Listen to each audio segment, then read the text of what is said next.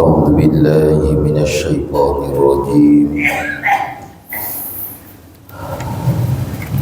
بسم الله الرحمن الرحيم.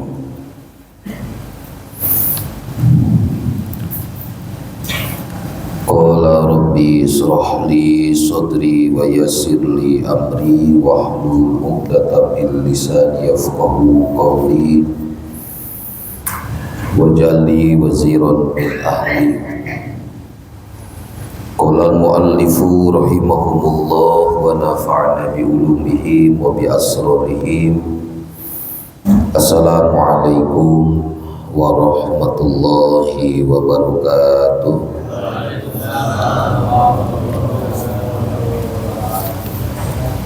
Alhamdulillah, alhamdulillahi rabbil alamin. Wassalatu wassalamu ala sayyidina Muhammadin sayyidil awwalin wal akhirin wa ala alihi wa sahbihi wa man ihtada bi hadihi ila yaumiddin. Amma ba'du. Yang sama kita hormati dan kita muliakan para asatid, para hujaj, para imam, segenap pengurus Masjid Jami' Al-Imron alladzi lam yuzkar ismuhu, wabil khusus Ketua DKM Masjid Jami' Al-Imron Bapak Ustaz Rohadi Sanadi, juga kita semua yang hadir, yang mudah-mudahan selalu ada di dalam rahmatnya Allah Subhanahu wa ta'ala. Puji syukur mari kita panjatkan kehadirat Allah. Salawat beserta salam semoga dawam kepada Rasulullah sallallahu alaihi wasallam, kepada para keluarganya, para sahabatnya, para tabi'in, para tabi'in sampai kita selaku umatnya. Mudah-mudahan di yaumil qiyamah nanti kita semua mendapatkan syafaat Nabi Muhammad sallallahu alaihi wa alihi wasallam. Hadirin jamaah yang dimuliakan Allah, sebelum kita melanjutkan kembali kajian ta'lim di dalam pan ilmu tauhid, terlebih dahulu mari kita bersama-sama membaca suratul Fatihah, bertawassul kepada sahibul kitab, bermohon dan berdoa kepada Allah. Mudah-mudahan kita semua selalu diberikan sehat walafiat, umur yang barokah, dan bisa selalu istiqomah dalam menjalankan seluruh perintah Allah Subhanahu wa ta'ala. A'udzu billahi minasyaitonir rajim. Bismillahirrahmanirrahim. Wa lidamil baliyati wal munkarati wal bida'il wafi'ati fi darina wa ghairiha min jami'il bala'il muslimin wa li jalbi salamati wal afiyati lana fi abdanina wa dinina wa dunyana wa akhiratina ma'al qada'ini hawaijina wa tafrijli humumina wa gumumina wa liqabuni jami'i hawaijina wa maqasidina.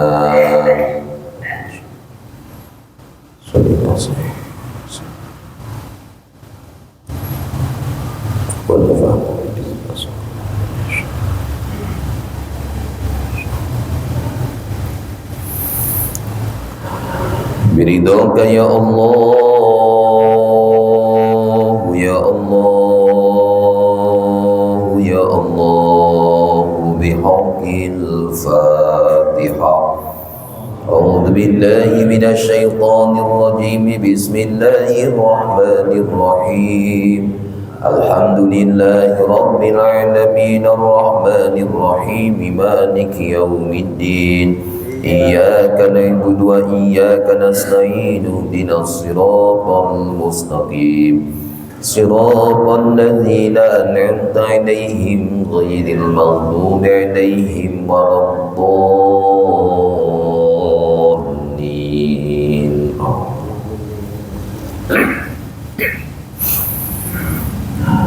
Bismillahirrahmanirrahim.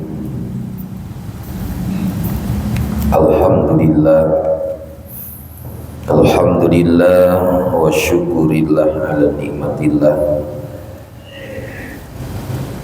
Di malam yang mulia ini kita bisa kembali hadir, bersilaturahim, bermuajahah, berkumpul kita melaksanakan salah satu kewajiban kita kepada Allah, sholat maghrib berjamaah.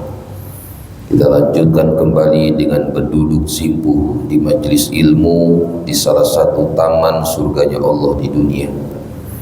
Mudah-mudahan dengan memudahkan langkah kaki hadir di majelis ilmu, di yaumil kiamah nanti Allah permudah langkah kaki kita semua menuju surganya Allah Subhanahu wa ta'ala.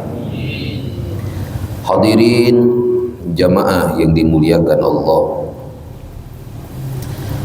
melanjutkan kajian taklim kita sebagaimana maklum di setiap malam Selasa terakhir di setiap bulan kita mengkaji bersama ilmu tauhid, ilmu kalam, ilmu usul, dan masih membahas tentang 77 cabang keimanan. Dikala ingin sempurna keimanan kita di hadapan Allah, menjadi predikat mukmin kamil, orang yang beriman yang sempurna keimanannya, sehingga Allah jaminkan keriduannya kepada orang tersebut, dan mudah-mudahan kita termasuk di dalamnya. Nah, malam ini yang bakal dibahas yaitu cabang iman nomor wasa'batu hadiyata wal khamsuna, cabang iman nomor yang ke-51. Di pertemuan sebelumnya kita bahas cabang iman nomor ke-50. Malam ini yang bakal dibahas cabang iman nomor 51 yaitu al-hukmu bainan nasi bil adli, menghukumi di antara manusia dengan adil. Sebagaimana Allah berfirman di dalam ayat, wa man lam yahkum bima anzalallah faulaika humuz zalimun, barang siapa yang tidak berhukum dia dengan apa yang Allah turunkan, dengan hukum-hukum Allah, faulaika, maka mereka semua humuz zalimun, mereka adalah orang-orang yang zalim. Nah, cabang iman nomor 51 itu wajibnya mengimani kita dan menjalankan hukum-hukum Allah. Karena hidup kita ini terhukum. Bukan hanya sebuah negara yang memiliki hukum, undang-undang, pasal sekian, dikala dia melanggar, kena pasal ini, denda sekian, masuk penjara sekian tahun, sampai dengan hukuman mati. Termasuk Allahu Rabbul Alamin, Allah yang merajai seluruh alam pun memiliki hukum, dan hukum ini sudah sempurna, semuanya dibahas di dalam Al-Quranul Karim. Kata Allah, al-yawma akmaltu lakum dinakum wa atmamtu alaikum ni'mati wa raditu lakumul Islam madinah. Di hari ini aku sempurnakan agama. Apa makna sempurna agama? Seluruh hukum-hukum Allah. Nah, asbab nuzulnya itu, ayat ini diturunkannya di hari Jumat selepas asar. Nabi selesai melaksanakan haji wada, Jibril datang menemui Nabi Muhammad SAW.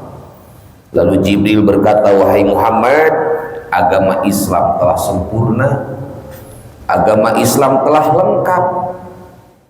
Maknanya apa yang lengkap di sini? Maknanya seluruh hukum-hukum sudah dijelaskan oleh Allah di dalam Al-Quran. Jikalau kita ingin semangat, ingin selamat kita di hadapan Allah, ikuti Al-Quranul Karim. Salah satu firman Allah di cabang iman nomor 51, wa man lam yahkum bima anzalallah faulaika humuz zalimun. Siapapun dia yang tidak berhukum dengan apa yang sudah Allah turunkan, mereka adalah orang-orang yang zalim. Dan zalim itu terbagi menjadi 3. Ada zalim yang dimana la yaghfirullah, Allah gak bakal mengampuni, sampai kapanpun gak bakal diampuni.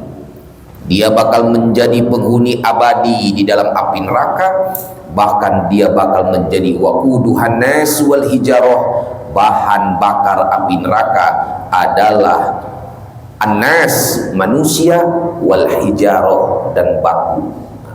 Apa itu? Zolim yang gak bakal Allah ampuni apa?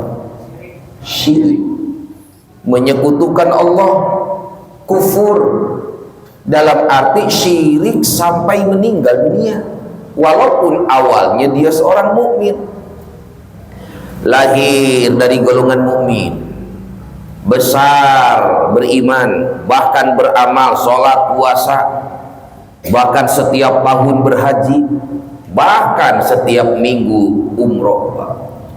Mantep, orang sono kali Pak, orang sini tekorlah dia. Tapi kalau dia mata alal kufri, matinya dalam keadaan kufur, nggak bakal diampuni oleh Allah. Likulidain dawa, setiap penyakit ada obat, apapun penyakitnya obatnya ada. Illa mautul kufri, kecuali mati dalam keadaan kufur, dalam keadaan syirik.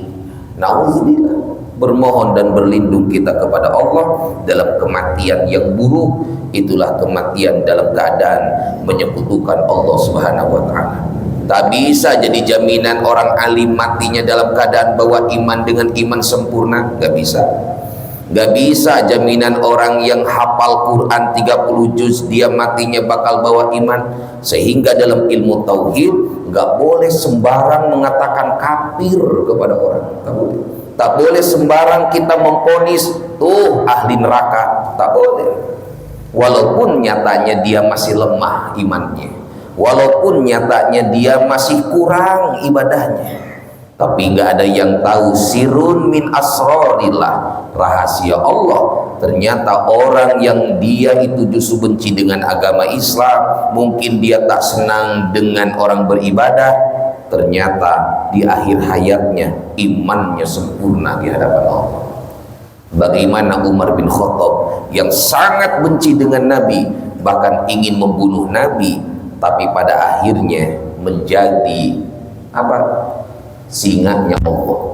Umar bin Khattab seorang ulama hebat, gagah, bahkan dia memiliki santri sampai 70.000. Itu santrinya sampai bisa mengaji bainas sama'i wal ardh. Kalau ngaji itu di antara langit dan bumi. Santrinya itu Pak. Gimana gurunya? Sakti Mandragen. Dia adalah Barsiso. Barsiso kurang bagaimana alimnya. Dia ahli zikir, dia ahli paqih, dia ahli iman, tapi matinya sujud dia kepada iblis yang dilaknat Allah. Sahabat Nabi kenal dengan Nabi, mandang wajah Nabi, matinya murtad. Abdah bin Abdurrahman, namanya bagus, Abdurrahman, Abdah, ahli ibadah, hafal 30 juz, matinya murtad gara-gara cewek Pak. Maka hati-hati Pak, hati-hati dengan perempuan itu. Barsiso aja dikasih duit biasa-biasa saja, nggak tergoda imannya. Dikasih jabatan aman-aman saja, nggak butuh dengan jabatan. Dikasih cewek kelepek-kelepek Pak. Maka kata iblis, dialah maduku. Andaikan ada Tuhan selain Allah bisa aku sembah, perempuan bakal aku sembah, kata iblis. Itu Abdah bin Abdurrahman melaksanakan perang Persia. itu orang Persia, kalau sekarang Iran, ternyata dia itu punya taktik. Kalau perang paling depan itu cewek-cewek seksi, cewek-cewek seksi, cantik-cantik Pak. Orang-orang Persia itu tergoda.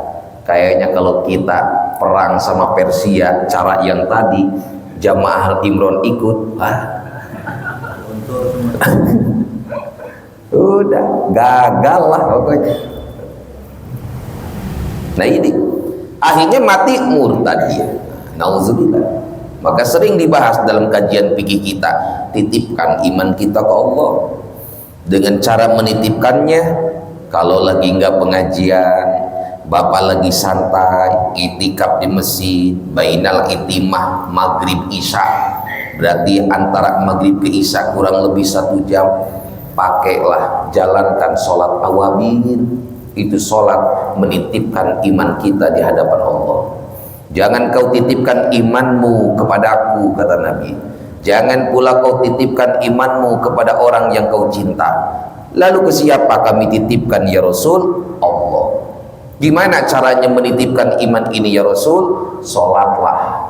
Setiap selesai maghrib, sholat awabin. Berapa rakaat?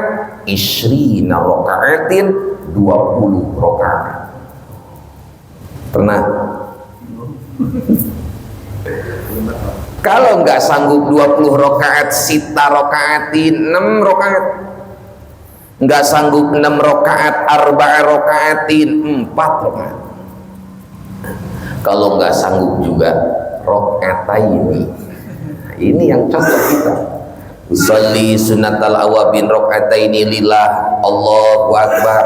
Baca ibtitah, baca Fatihah, Qul huwallahu ahad 6 kali, Al-Falaq sekali, Anas sekali, khawatir bapak lupa. Maka ngaji itu mengingatkan kembali, ya Allah 3 bulan aku nggak awabin, alhamdulillah ingat lagi. Mulai besok mau awabin, lupa lagi. Ingat-ingatnya pas ngaji tauhid lagi. Fatihah, Qul huwallahu ahad 6 kali, Al-Falaq sekali, Anas sekali. Rakaat 2 pun sama seperti rakaat 1. Baca Al-Ikhlas, Qul huwallahu ahad 6 kali, sempurna tapi Pak. Jangan nggak sempurna. Jadi maghdubi alaihim waladdallin, amin. Bismillahirrahmanirrahim. Qul hu. Kan begitu. 4 ayat gitu sempurna, bacain semua. Tambah Al-Falaq 1, Anas 1, selesai 2 rakaat, salam. Bisa seminggu sekali, alhamdulillah. Syukur-syukur tiap ba'da maghrib lebih utama. Tapi kalau nggak sanggup, seminggu sekali, sebulan sekali. Jangan sampai sama sekali kita nggak menitipkan iman ini kepada Allah, karena ada yang memang tak bakal Allah ampuni zalimnya dia kepada Allah, yaitu syirik, menyekutukan Allah. Faulaika humuz zalimun, mereka orang-orang yang zalim. Mudah-mudahan di akhir hayat kita sempurna iman kita di hadapan Allah Subhanahu wa taala.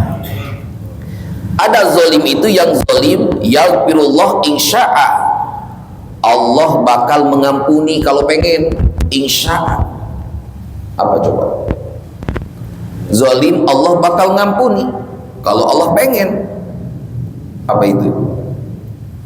Kama bainahum wa baina rabbihim, zalim di antara hamba kepada Allah. Dosa kita ke Allah. Apa dosa kita ke Allah? Ninggalin ibadah itu. Wa ma zalamuna walakin kanu anfusahum yazlimun. Seseorang tinggalkan sholat, dia nggak zalim ke Allah, dia zalim kepada dirinya sendiri. Zalim ke Allah itu syirik, menyekutukan Allah. Adapun ninggalin sholat, bapak mau sholat, monggo. Tak sholat, terserah. Dikala kita sholat, Allah nggak untung. Bapak ninggalin sholat, Allah nggak rugi. Bapak ninggalin kebaikan, Allah nggak untung. Begitupun kita menjalankan kemaksiatan, Allah nggak rugi. Tapi ingat, di hari kiamat ada 2 tempat. Ashabul yamin, ashabul shimal. Golongan kanan al-jannah, surga namanya. Golongan kiri an-nar, neraka namanya. Nah, ponisan kita nanti di akhirat hanya antara dua ini, nerakakah ataukah surga. Tapi insya Allah jamaah Al-Imron semuanya adalah calon-calon ahli kubur. Ya iyalah, sebelum ke surga dikubur dulu Pak, masa nggak dikubur dulu? Nah itu. Nah maka kalau kita punya dosa ke Allah, ninggalin sholat, daen, hutang itu kodoin, ninggalin puasa, kodoin itu hukum Allah ini. Senang tak senang sholat itu wajib dijalankan, ridho enggak ridho, puasa pun demikian wajib ditunaikan. Enggak nunggu yang namanya khusyuk, di mana balik laksanakan. Ternyata pernah ditinggalkan, kodokan. Ramadan pun sama Ustaz. Kenapa? Banyak puasa Ramadan yang ditinggalkan, kodoin. Tahun kemarin pun Ustaz, saya ninggalin puasa berapa kali? 3 Ustaz. Ini udah Jumadil awal Pak. Jangan dinanti-nanti kodok Ramadan kita. Kita udah masuk Jumadil awal. Bulan depan Jumadil akhir, Rajab, Syaban. Ya Allah, ngaji kita cuma 3 bulan lagi. Sebentar lagi libur. Alhamdulillahirabbil alamin. Gak kerasa, coba pikirin kayaknya baru kemarin Pak. Saya pulang hajian, mulai pengajian. Gak kerasa sekarang kurang lebih 3 bulan lagi libur lagi aja. Kalau ditapakurin sama kita, ternyata umur kita makin pendek. Jangan sia-siakan waktu. Man doya'a waktahu faqad doya'a umrohu. Orang yang menyia-nyiakan waktunya, dia telah menyia-nyiakan umurnya. Mumpung sadar, mumpung ada yang masih memberikan nasihat, guru-guru kita, jalankan dengan baik, jalankan dengan maksimal. Jangan sampai tuntutan hisab di yaumil kiamah ditegakkan gara-gara dosa-dosa kita sewaktu di dunia. Maka dimana kita masih punya hutang ke Allah, guru-guru, ya Allah, kemarin aku nggak puasa 3 hari, kodoin. Tahun kemarinnya lagi nggak puasa 10 hari, belum tahun depannya lagi, tahun kemarinnya lagi banyak yang nggak puasa. Nah itu kodok-kodoin. Tapi kalau banyak kodok-kodok puasanya nggak perlu setahun itu semuanya puasa. Puasalah dengan Nabi Dawud. Nawaitu soma godin an kodoi pati syahri Ramadan ma'a saumi Dauda. Saya niat melaksanakan kodok Ramadan dibarengi dengan puasa Nabi Daud. Pahalanya dapat 2. Kalau sholat malam, bangun Bapak subuh sekarang jam 4 lebih 12, bangun setengah 4, sholat 17 rakaat. Dohor dulu selesai, asar selesai, maghrib selesai, isya selesai, subuh. Udah, waktu kerja-kerja, waktu tidur-tidur. Yang penting sehari 5 waktu itu zalim kita kepada Allah. Allah bakal mengampuni kalau Allah menghendaki. Dengan cara apa? Bayarkan oleh kita. Kalau gak sanggup malam hari beres isya, jangan langsung balik, ngodoin 17 rakaat. Justru Ustaz, 17 rakaat pegel. Kalau Bapak pegel itu 17 rakaat, dohor salam, asar salam, boleh dicicil. Beres dohor kodok, sebelum asar kodok, beres maghrib kodok, beres isya kodok, beres subuh kodok. Ayo, alasan apa lagi coba? Itu. Dan ada lagi zalim, yang zalim itu yaghfirullah bihi kazulmil ibad bima bainahum. Zalim yang dimana Allah bakal menghukumi. Makna dari zalimun paulaika humuz zalimun, mereka itu orang-orang yang zalim. Bisa karena syirik, bisa syirik karena kan nggak mau dia tak percaya dengan hukum-hukum Allah. Termasuk dia kadang ada orang itu istihja dalam sholat. Nah ini hati-hati, ini pun syirik. Pak, sholat Pak, lah ngapain sholat? Nah, tuh orang yang sholat aja nggak bener-bener dia. Orang yang sholat aja masih kayak begitu kelakuannya. Udah nggak perlu kau nyuruh aku sholat. Musyrik, kufur dia. Kenapa kufur? Istihja, ia mengolok-olok syariat. Jadi kufur itu bukan hanya menyembah berhala, menyembah kuburan, menyembah matahari, bahkan menyembah batu cincin. Ada Pak yang menyembah batu cincin. Gara-gara hari Senin dia pakai cincinnya warna kuning, pantesan hari ini sial, penghasilan gak kayak kemarin, salah pakai batu cincin. Harusnya batu cincinnya Senin itu warna putih. Ini pun sama. Maka tauhid itu perkuat oleh kita. Bukan nggak boleh pakai batu cincin, silakan. Nabi aja pakai batu cincin. Apa batu cincinnya? Muhammad Rasul Allah, dijadikan stempel. Ada orang datang bawa surat, langsung stempelnya Muhammad di bawah, Rasul di tengah, Allah di atas. Abu Bakar, Umar, Utsman pakai batu cincin. Apa batu cincinnya? Kafa bil mauti wa izon. Cukuplah kematian, nasihat terbaik. Itu batu cincinnya. Bapak apa batu cincinnya? Saya baca nih Ustaz. Ada paparanca, ada pancawarna, macam-macam.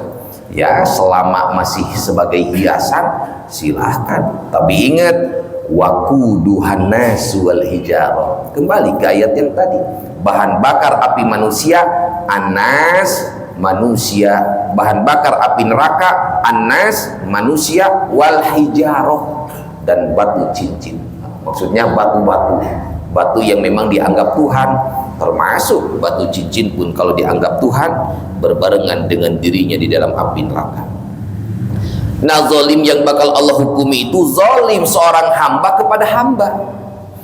Kita pernah zalim kepada sesama teman, minta maaf kita. Pernah kita khianat ke dia, pernah kita zalim mengambil barangnya, pernah kita mukul dia. Itu Umar bin Khattab ketika masuk Islam, datang ke kumpulan warga-warga pada waktu itu. Apa kata Umar bin Khattab? Siapa di antara kalian yang pernah kuzolimi, kupukul, kutendang? Ayo, sekarang aku berpasrah kepada kalian. Yang mau pukul, pukullah sepuasnya. Al-Faruq Sayyidina Umar itu ahli gulat. Kalau sekarang itu UFC. Siapa namanya itu? Islam Makassar. Nah, itu. Kalau sekarang mungkin seperti itulah. Tapi ketika bergulat dengan Nabi, lelah Sayyidina Umar itu. Aneh ini manusia. Kupukul, leos. Kutendang, enggak kena. Di gimana-gimanain malah capek Umar bin Khattab. Ternyata Nabi di belakangnya ada malaikat Jibril. Oh, ada malaikat Jibril. Nabi itu senang ngikutin. Malaikat Jibril itu senang ngikutin Nabi. Di belakang kita siapa? Paling Ijroil. Itu yang ngeri itu. Nah, maka hati-hati, jangan kita berbuat zalim, jangan kita berbuat aniaya kepada makhluk-makhluk Allah. Khawatir kita jadi orang yang bangkrut. Ada orang yang bangkrut di hari kiamat, ada. Dia banyak amal, di hari kiamat kosong amal. Namanya muflis. Muflis. Siapa muflis? Orang bangkrut. Dia berhaji, amalnya kosong. Dia berumroh, amalnya kosong. Dia ibadah sholat, amalnya kosong. Kenapa? Lisannya, tangannya, matanya, kakinya berbuat zolim dan aniaya kepada makhluk-makhluk Allah. Tak boleh. Karena dia termasuk apa yang disebutkan dalam ini ayat, faulaika humuz zalimun. Nah, termasuk orang yang dimana dia tidak mau berhukum hidupnya dengan apa yang sudah Allah turunkan, dia pun termasuk orang yang zalim. Ingatkan sama kita, kita ini hidup di dunia semuanya terhukum. Kita duduk di masjid ada hukum, duduknya sila, duduknya selonjor, duduknya nyender, ada hukumnya. Pulang ke rumah, mau jalan kiri, mau jalan kanan, dihukumi. Datang ke rumah ngopi, kopi ada hukumnya. Beres ngopi, tiduran dia, ada hukumnya. Nggak bakal keluar. Hukum itu apa? Khitabullah al-muta'alliqu bi'af'alil mukallafina ala jihatil iqtida au takhir au ala jihatil wad'i. undang-undang Allah yang Allah tuntut kepada orang-orang yang mukallaf. Mukallaf itu siapa? Baligin, akilin, orang yang balik dan memiliki akal yang sempurna. Di luar balik dan akal yang belum sempurna, dia belum terhukum dengan hukum-hukum Allah. Anak kecil belum dihukumi dengan hukum wajib, belum dihukumi dengan hukum haram, belum. Tapi kalau udah balik, kapan usia balik? 15 tahun kalau belum mimpi. Ini udah mimpi semua kan? Ini udah bukan mimpi lagi, ini udah jebrok namanya Pak. Memiliki akal yang sempurna. Akal kita sempurna kan? Sempurna, enggak setengah gitu. Ada yang enggak punya akal, dia enggak terhukumi. Maka orang gila enggak perlu dihukumi dengan hukum Allah. Hei, aurat, enggak usah. Enggak, kamu enggak pakai baju, enggak tutup bajunya, pecut misalnya. Enggak usah, dia orang gila. Orang gila enggak dihukumi dengan hukum Allah. Wajib, haram, makruh, sunnah enggak ada. Maka nggak usah orang gila kita ajak ke masjid untuk sholat. Daripada lu di sini lu udah gila, lu nggak mau sholat lagi, ayo ke masjid yuk. Dibawa ke masjid, bisa dipastikan dia yang bawanya sama gilanya. Mereka bebas. Ramadan ngerokok, ngopi, nggak dihukumi. Neraka nggak bisa. Maka paling enak kata Abu Bakar Siddiq jadi orang gila. Belajarlah kata Nabi jadi orang gila. Jangan sibuk mikirin orang. Itu orang gila kayak begitu. Enjoy. Bahkan ada dokter namanya juga dokternya nyantri. Jadi nasihatnya bagus. Ustaz, jaga kesehatan itu dari sini. Pikiran. 80% penyakit itu dari pikiran. Luar biasa Pak. Demen kadang kalau lihat dokter hebat kayak begitu. Kasih obat, ini mau obat hanya sekedar syariat saja. Hakikatnya yang memberikan sembuh Allah Subhanahu wa ta'ala. Kadang ada orang kesini giginya sakit Ustaz, terus saya kasih obat sakit gigi nggak sembuh, balik lagi dia ke saya, bingung obat nggak ada lagi, tapi tetap pengen obat dari saya kasih diapet, dikasih diapet sembuh dia. Apa urusannya coba? Apa urusannya diapet obat mencret bisa menyembuhkan sakit gigi? Itulah ahli sunnah wal jamaah. Yang nyembuhin itu Allah. Obat hanya sekadar syariat. Ada yang batuk-batuk udah parah, paru-parunya udah bolong, mau bunuh diri dia. Udahlah. Saya daripada nanti mati nyusahin bolak-balik ke dokter, udah sembuh gak sembuh-sembuh, habis motor, habis mobil, dah mending bunuh diri saja. Sebelum bunuh diri masih sempat dia baca 2 kalimat syahadat. Asyhadu an la ilaha illallah. Ya, tauhidnya dipakai di situ dia. Akhirnya diminum baygon, campur pertalit, campur pertama, sambah apa itu sari puspa, kocok, diminum dia. 15 menit, mampus ini, mati, muntah dia. Itu makanan dari pagi, siang, sore semuanya keluar. Mati ini, plak, pingsan. Dibawa ke rumah sakit. Pas datang ke rumah sakit, ini malaikat ya? Bukan, saya dokter. Oh, saya belum mati Pak Dokter. Justru saya bingung. Bapak ini sakit batuknya udah kronis, paru-parunya udah banyak yang bolong. Sekarang Bapak setelah saya ronsen, saya cek penyakit Bapak hilang, Bapak sembuh dengan total. Jadi sembuh dia. Maka coba Pak, yang batuk-batuk baygon Pak. Nah ini kebetulan aja Pak. Guru saya Pak, asli ini kisah nyata. Lagi ngaji ketawa, diem aja, kami santri bingung. Kok guru malah ketawa? Ngaji waktu itu kitab Tauhid, Imam Sanusi. Nama kitabnya Sanusi. Udah selesai dibahas tentang masalah yang tadi, syariat hakikat makrifat. Pulang ceramah, namanya ceramah agak jauh, naik mobil AC, masuk angin. Aduh, kayaknya ini perlu dipijit atau dikerok nih, masuk angin. Akhirnya dibuka tuh jubah. Ada kancing atas, malah copot. Malah copot. Sama dia di setelah beli obat tempat ceramah. Nyampe ke lokasi, minta ke panitia, coba beliin obat pusing. Oh iya Pak Yai, nanti dibawain, dikasihin obat. Ini Pak Yai obatnya.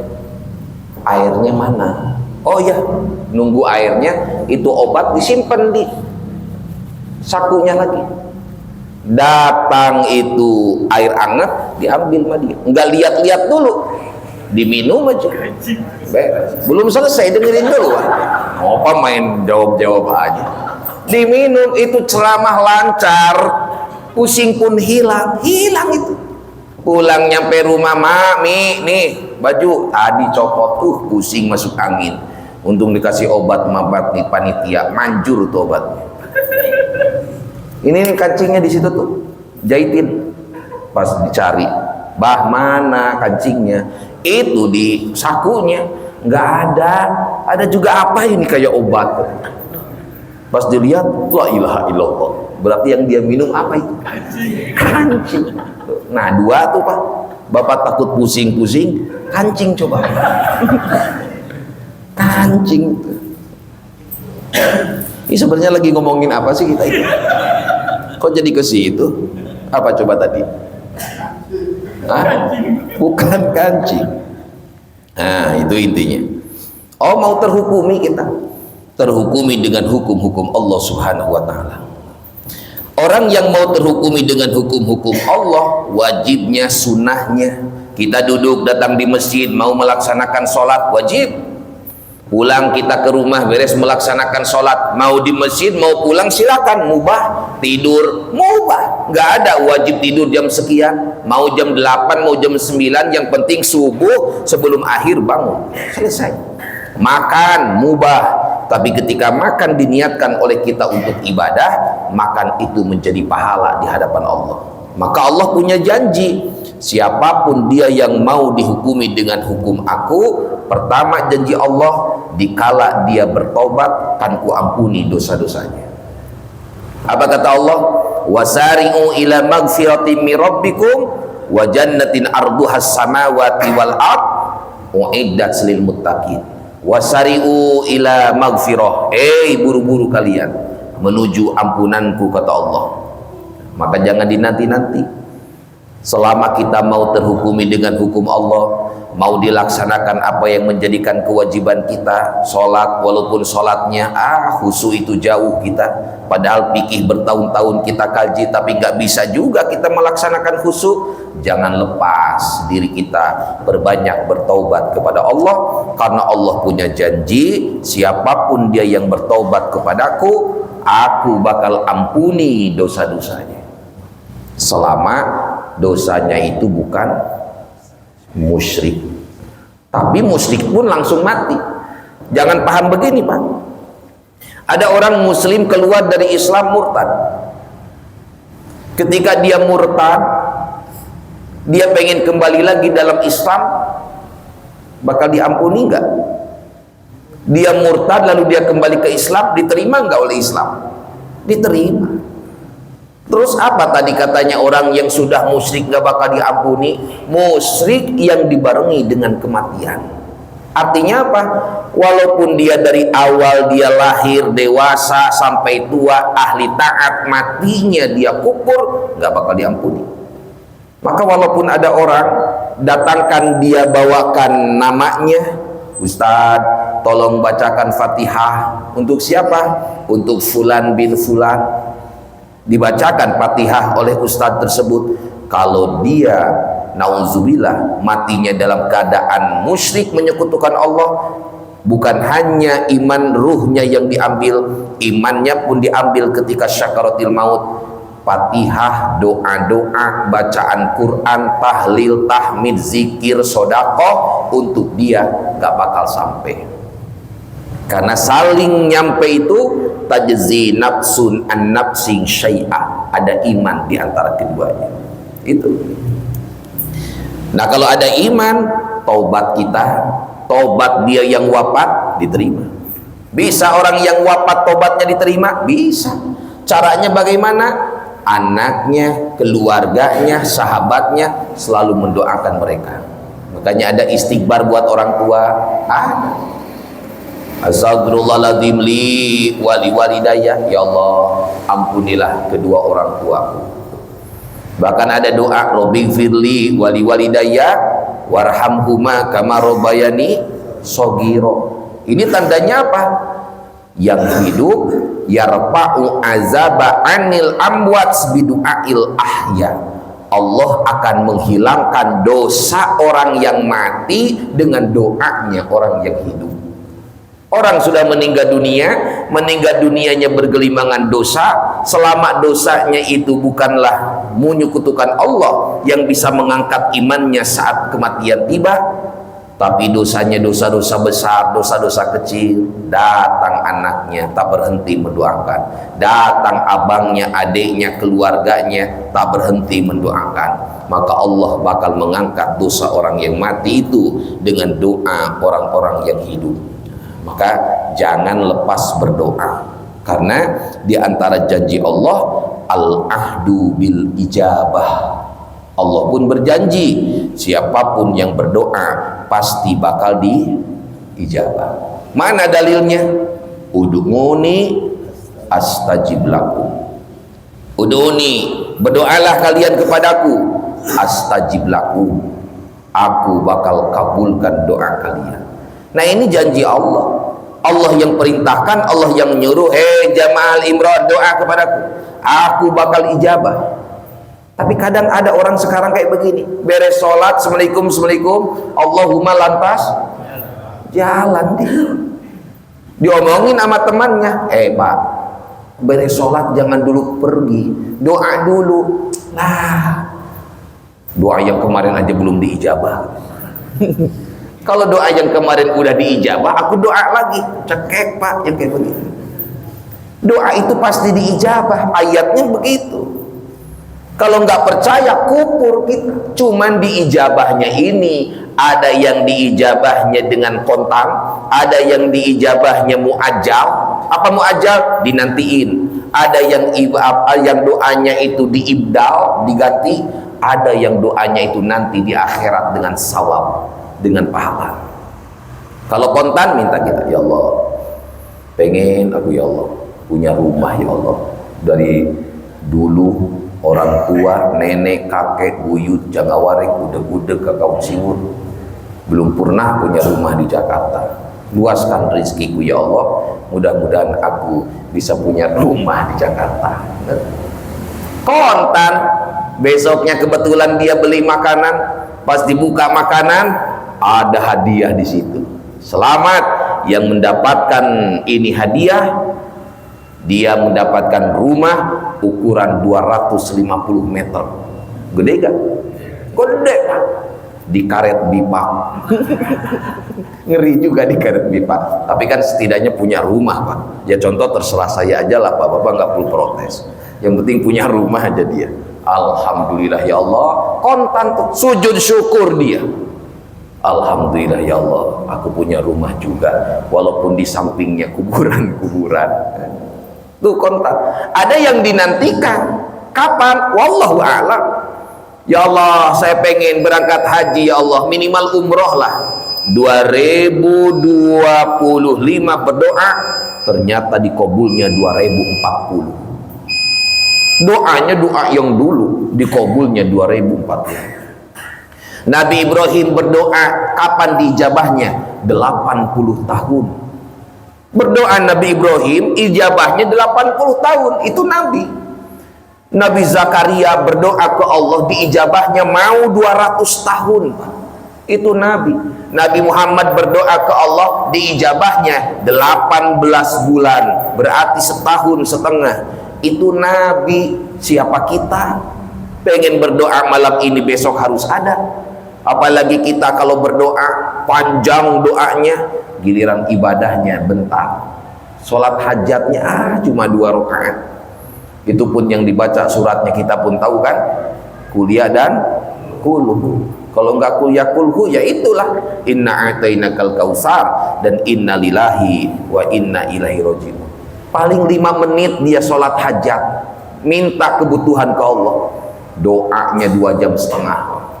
Doanya yang panjang. Ya Allah, aku pengen ini, pengen itu, segala dipinta. Bukan nggak boleh, cuman malaikat jengkel biasanya kayak begini. Ih, najis gua mau orang kayak begini. Sholatnya 2 rakaat, ibaratnya sodakoh 1000 tapi pengen surga Firdaus. Kan jauh sekali yang kayak begini. Sholat cuma 2 rakaat, permintaan seabrek-abrek, silahkan, tapi taksirin nafsi, nilai diri kita di hadapan Allah. Maka kalau para imam-imam dulu, para wali-wali dulu kekasih Allah, doa pasti, tapi singkat, yang lama kerjanya dia. Imam Saqaf, sholat malamnya 100 rakaat. Kalau sehat, kalau sakit 200 rakaat Imam Saqaf. Kenapa kalau sehat 100, kalau sakit 200? Dikala sehat beliau sholatnya berdiri, dikala sakit sholatnya duduk. Protes anaknya, ayah, kenapa engkau kalau sehat sholatmu 100, kalau sakit malah nambah 200? Nah, ayah ketika sehat sholat ayah berdiri, kalau sakit sholat ayah duduk. Sedangkan al-qaid nisful qiyam, duduk itu separuh berdiri, sama-sama aja pahalanya 100.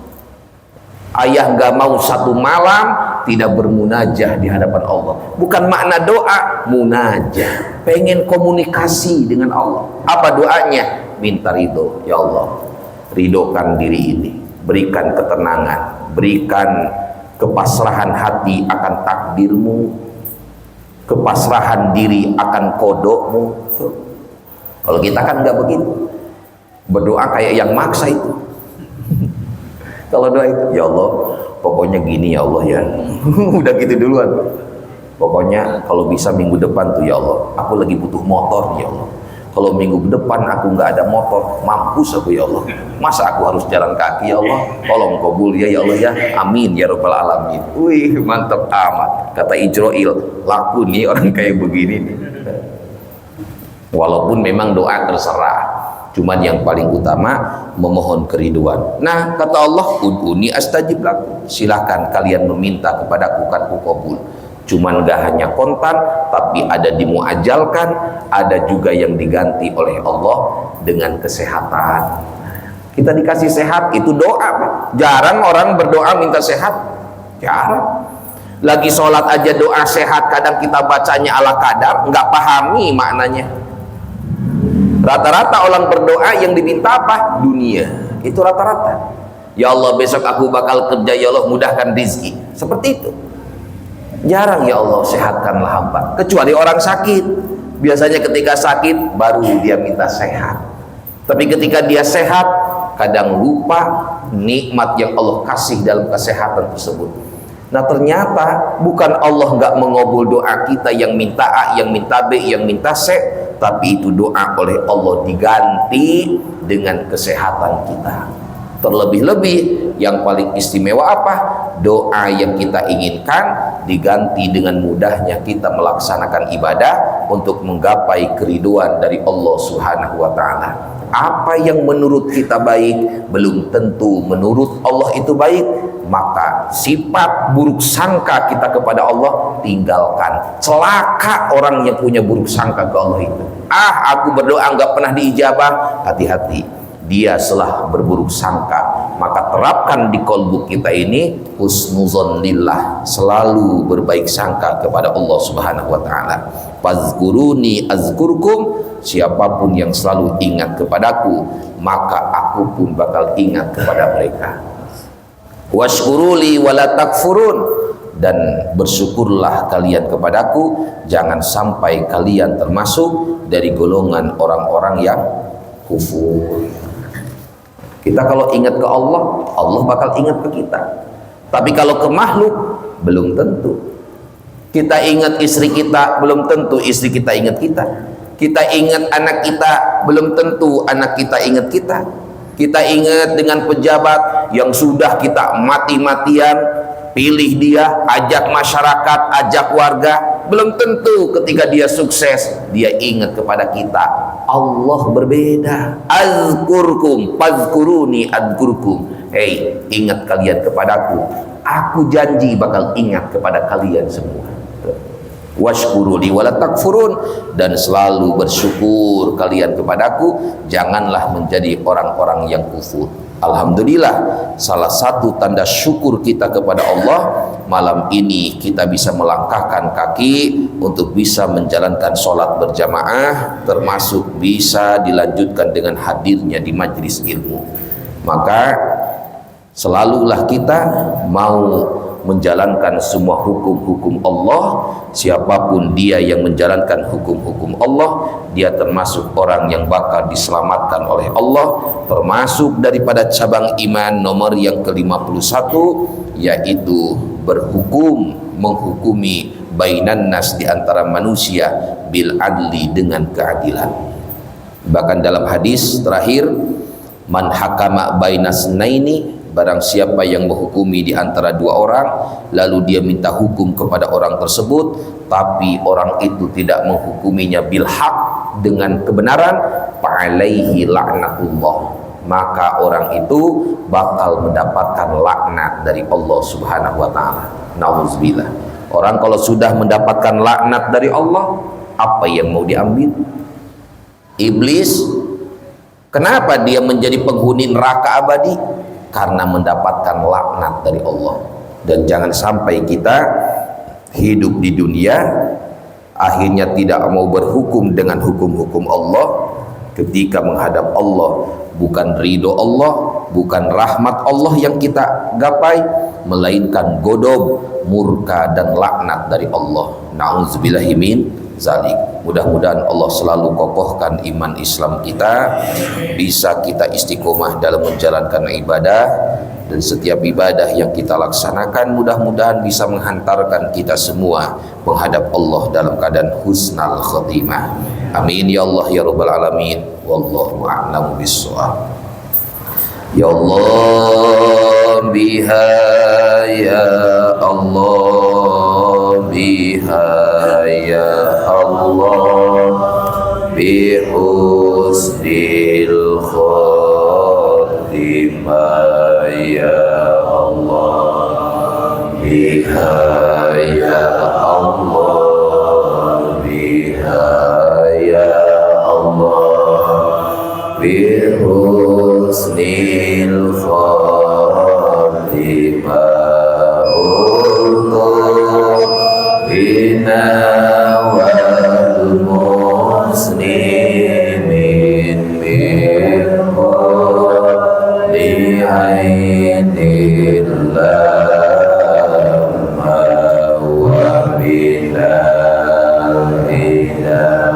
wa minal ilah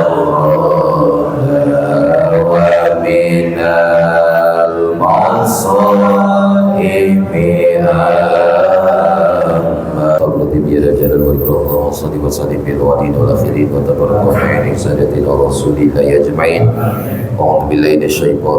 Bismillahirrahmanirrahim. Alhamdulillahirabbil alamin. Hamdan syakirin, hamdan na'imin, hamdan yuafi ni'amahu wa yukafi mazidah. Ya Rabbana lakal hamdu kama yanbaghi li jalali wajhikal karimi wa 'azimi sultanik. Allahumma salli ala Sayyidina Muhammad wa ala ali Sayyidina Muhammad. Allahumma inna nas'aluka ilman laduniyan wa amalan salihan wa rizqan halalan wa khairan katsiran wa syarran ba'idan bi rahmatika ya arhamar rahimin. Allahumma la taj'al fina syaqiyyan wa la mahruma waj'al sayyi'atina sayyi'ati man ahbabta wa la taj'al hasanatina hasanati man abghadta. Allahumma inna nas'aluka husnal khotimah. Allahumma inna nas'aluka husnal khotimah. Allahumma inna nas'aluka husnal khotimah wa na'udzubika min syarril 'aqibati wa su'il khotimah. Rabbana taqabbal minna innaka antas samiul 'alim wa tub 'alaina innaka antat tawwabur rahim. Rabbana atina fid dunya hasanah wa fil akhirati hasanah wa qina azabannar. Sallallahu alaihi sayyidina Muhammad wa ala alihi wa sahbihi wa sallam. Bi fadli subhana rabbika rabbil izzati amma yasifun wa salamun alal mursalin walhamdulillahi rabbil alamin. Assalamualaikum warahmatullahi wabarakatuh.